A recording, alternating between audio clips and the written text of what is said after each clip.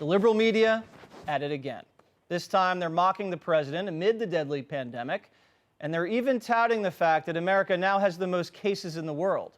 A correspondent for GQ magazine tweeted out, "Who's the S-hole country now?" CNN's Darling Jim Acosta gleefully pointed out the U.S. has just passed China, a country 4 times larger in population, for cases of coronavirus. The Verge says, quote, "The coronavirus is now the American virus." And those insults apparently inspiring Hillary Clinton to tweet, "He did promise America first." Greg, this is bad. That's terrible. Go for it. You know, I can't believe I'm going to say there are no words for Hillary Clinton. You know, she's not only stole this joke, it's not even a good joke, and the joke is based on the suffering of others. I would say that she should rot in hell, but I think she's already there. And when you look at people suffering, death, by the way, the infection rates are increasing because we're testing more, and these are people that really wanted more testing, so you're naturally going to see more infection rates. But if you see that as an opportunity to direct attention to yourself on social media, you're what scientists would call a scumbag. And you're somebody that we will not forget when this is all over and done with, because you don't want to say who are the heroes and who are the villains now. We will have plenty of time for that later. She's going to fall on the villain side, and I ain't going to forget it. I thought maybe I could stop talking about her, but now I'm going to just chase her for the rest of her life. Dana Perino.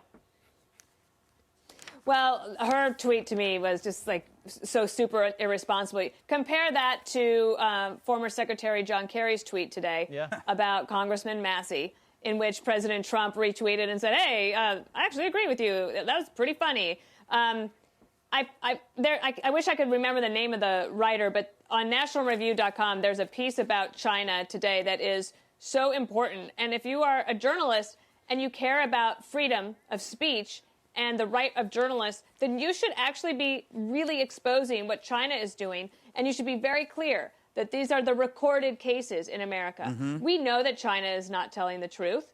We know that. We know that because the journalists were thrown out. They're treated like crap. They have to figure out a way to use emojis to get around the censors. So they're not even doing anything to help their fellow journalists. The other thing is, I read a report today about how China has sent all of these tests to Spain and Italy and elsewhere to help them, and the tests are defective.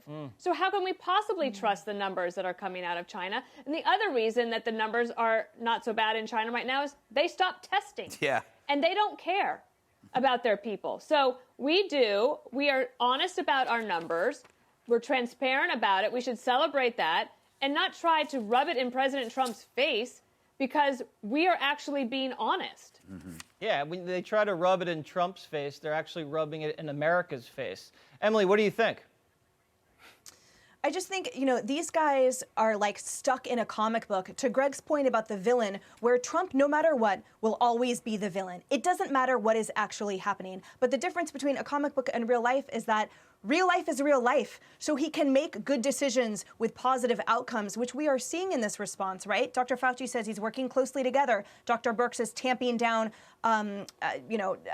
hyperbolic statistics and predictions to try to calm people's fears, but there's no way that the media is going to cover it, and there's certainly no way that Hillary Clinton or everyone else in those media figures are going to acknowledge it whatsoever.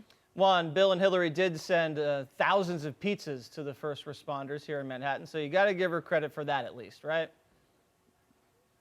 Yeah, well, look, I think a lot of this is, sort of facetious behavior, but I don't think it's appropriate. I think it's reprehensible on some levels because we just don't need it right now. My point here would be, when they say that the United States is #1, I just want to emphasize, I don't know that we can trust China's numbers. The president says he was talking with the Chinese leader, last night, President Xi. I don't know if he asked him, hey, can we get the actual numbers? Can we know where things are? Because, like right now, we're using models from Italy and Europe, but China was way ahead of that. We could have information about how we deal with the cycles, the rise, the fall, the spikes, if China would actually be honest with us. And I don't think they've been honest. So I think that should be the focus here, is because that kind of modeling could help us with what we're dealing with at the moment. The facetious comments, You know, some of them over the line, but I just don't think it's worth the time. Yeah, I think we I all mean, agree on President that. Trump makes crazy statements. No, really? Not I've in never this heard that argument. same way.